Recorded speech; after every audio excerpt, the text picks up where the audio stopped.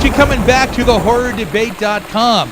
This week, Friday the 13th, Part 2. I'm Jeff Rowdy J. Kier. He's Michael Mandy. And what can I say after that? You just pretty much took my script. That's all right. It's okay. Friday the 13th, Part 2 was made in 1981, directed by Steve Miner. And, who's Amy Steele? And yeah. So like Mikey. I just know these names because I'm a Friday the 13th fan. Let me just start this out for you, okay? Start it out for me, Jeff. Why are we doing this? Because the new movie came out, we reviewed it, and we realized, you know what we didn't do? We've got two Friday the 13th movies, Part 1 and... Part 1 and the new Part 1 or 1. something, and now we need to do some sequels. Yeah, so wait, there's like 10 more Friday the 13th. So we busted out the special edition box set, and we popped it in there. And we watched it again. Reviewed it again, and I'll tell you what, man. You know, Friday the 13th was made to be a Halloween ripoff. Of course. I think everybody knows this, okay? But what you started to see... Even the producer admits it. Yeah, because sure. he made family kid movies, and he said, I need some money fast. Yeah. Let's make a cheap little But what you started to film. see in number 2, you started to see the evolution a little bit of this thing. You went from Betsy Palmer, Mrs. Voorhees, to being the killer. Jason. Jason is born in Friday the 13th Part 2, basically. But he's now Baghead. He's wearing the bag, which was also portrayed in Town That Dreaded Sundown. In the new film. Right. Well, it's the new film just tipping a hat to its history, which was cool. Absolutely.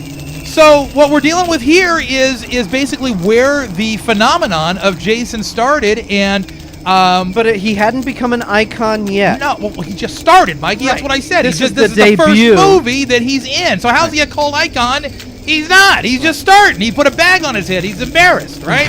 So here we are in number 2.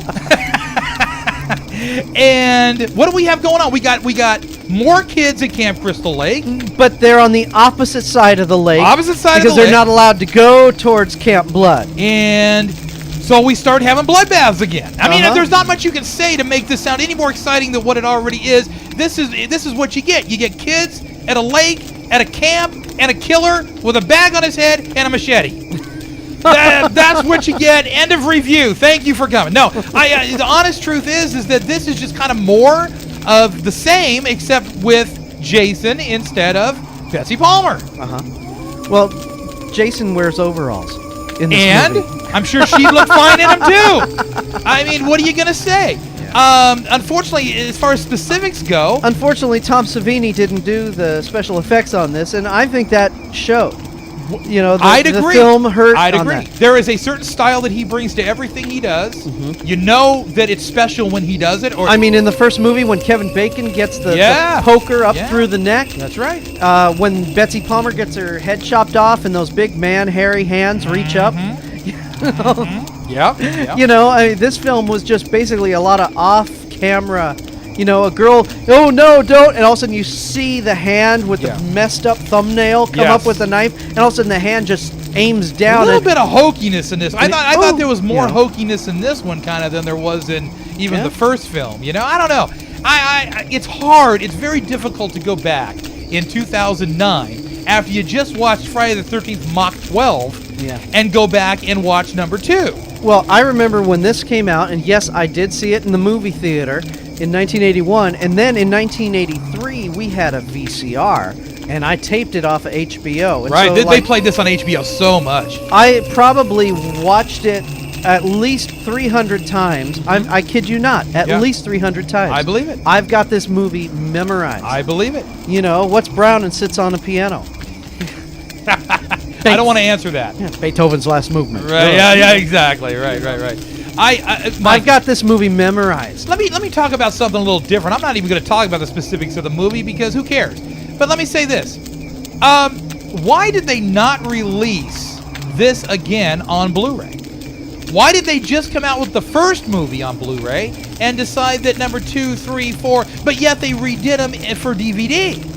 Probably because they're waiting until next year for you to get your money saved up because everyone spent it on part 1 on Blu-ray, I don't and know now about they'll that. do Blu-ray again next year. I think this would have been the perfect opportunity to put number 2, at least 1 through 3 or 4. I'm sure they will release it in time. It just kind of bugged me, rubbed me the wrong way. They don't want to throw them all out there at once. They're going to stagger them. I mean, I went ahead, I bought the special edition box set. I love it. I think it's the best Friday the 13th package that's been put together in the United States anyway. I know in Japan they have some fantastic special editions of these movies, and I have a friend who actually buys them from Japan, and the packaging and everything is so cool. The hockey mask, it opens up, you turn the hockey mask like a book, and then all the DVDs are in there, and it's just a very... the thing about the Japanese that I really like is that they're so into presentation. They're so into how it looks, and I am too.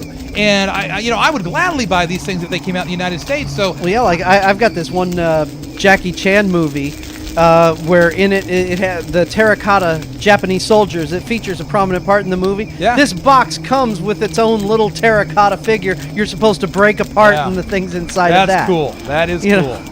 I get into that stuff. I get into collector stuff that's actually really nice, not the kind of cheapo stuff they bring out over here. I know they just did a Halloween thing. They did a re-release of number 1, and it had Jason's mask in it. It was like a box set deal, and I wanted to buy it, and then I looked at it, and I'm like, this is kind of phony looking. It doesn't look authentic. Do you remember Iron Maiden did the Eddie Head box set where it was all the albums in Eddie's head? Right. Now, see, that's the kind of stuff I love, Mike. That's the kind of stuff I spend my money on. But the honest truth is in America, unfortunately, people just don't dig it as much as they do in Japan. Oh. So when you got to go to import shops to get some of this stuff. But anyway, back to Friday the 13th Part 2. My point is that I think it would have been perfect to bring out the trilogy, at least 1 through 3, at the time when, because they did it on DVD, and there's no reason they couldn't have done it on Blu-ray. I'm sure it'll come out on Blu-ray. I hope They're it does. Because I'll tell you what, I have never seen a movie cleaned up as well as they did Friday the 13th Part 1 on Blu-ray. It looks spectacular. There is no degradation whatsoever. They went and digitally remastered every single frame. It's gorgeous. So if you have a Blu-ray player and you're a Friday the 13th fan, no excuses. Go get it. One nice thing I liked about this movie, it marked the return of Crazy Ralph. Yes, it did. Crazy Ralph was in this movie. Yes, it did. And he's like our favorite Friday the 13th character, to be called honest a with death you. curse. Yeah, you're all doomed. I love Crazy Ralph. Absolutely. But was Crazy Ralph enough to make this movie happen? I don't know. It was for me. Back in 1981. Not just that, but I mean, I like this film. Back in 1981, we liked this film. In 2009, I have fond memories of this film, but when you go back and actually watch it, it's just not quite as exciting for me. It's not as visceral Yeah. as we're used to nowadays. But back then, people were saying that this movie was the goriest and most nastiest thing ever released. Yeah, and it was. What I remember hearing stuff that they were saying Paul Cunningham should be arrested for releasing these movies. I mean, parents... He should be arrested for not bringing it out on Blu-ray. Yeah, but I mean... Okay, I'm sorry. Yeah. So anyways, did you like this film? Did you like the characters? I do like the film overall. It might be a little hokier than number 1 for me. I don't know why. I think some of the characters, some of the acting just wasn't happening, but this is 1981. It's 3 stars. Oh, I love this film. It's 3 stars. Yeah, it's not spectacular now, but I but do have at fond the memories time, of it. yeah. And when it was made, I have to judge it kind of back in that time frame. So yeah, I thought the acting from Steel was decent enough. Mm-hmm. It had a lot of things going for it. Yeah. I mean, the thing I also liked about this film, the unmasking scene, Jason was just a big, hokey dude. Yeah. That's all he was just a big, lumbering, hairy, suspenders-wearing dude. Dude. That's all he was. Did you love it when they towed the freaking car?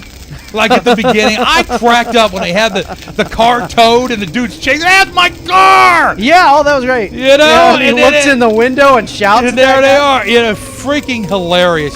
Things like that made it a little hokey, but made it funny at the same time. Yeah, well, it introduced you to the characters and everything. Yeah. And did you notice in the background at the bar scene when they said we're leaving, and the redheaded dude, the Joker guy who stayed behind, right?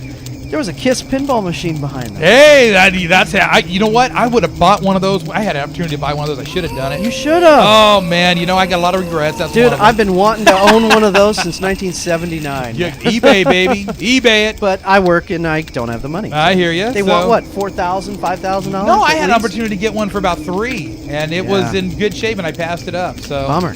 Yeah, my fault. Yeah. So, but Friday the 13th Part 2. I liked this film. Part 4 2. stars. Yeah, I'm giving it 3 just because I'm about middling with it. It's something that, like I said, is fond in the history of things, but nothing super spectacular for me. For Mike, it's a different story. A lot of good memories about this film, and I watched it again, and it still entertains me. 4 stars. Alrighty, got it. I'm Michael Mandy. He's Rowdy Jeff. We'll talk to you next week at the Horror.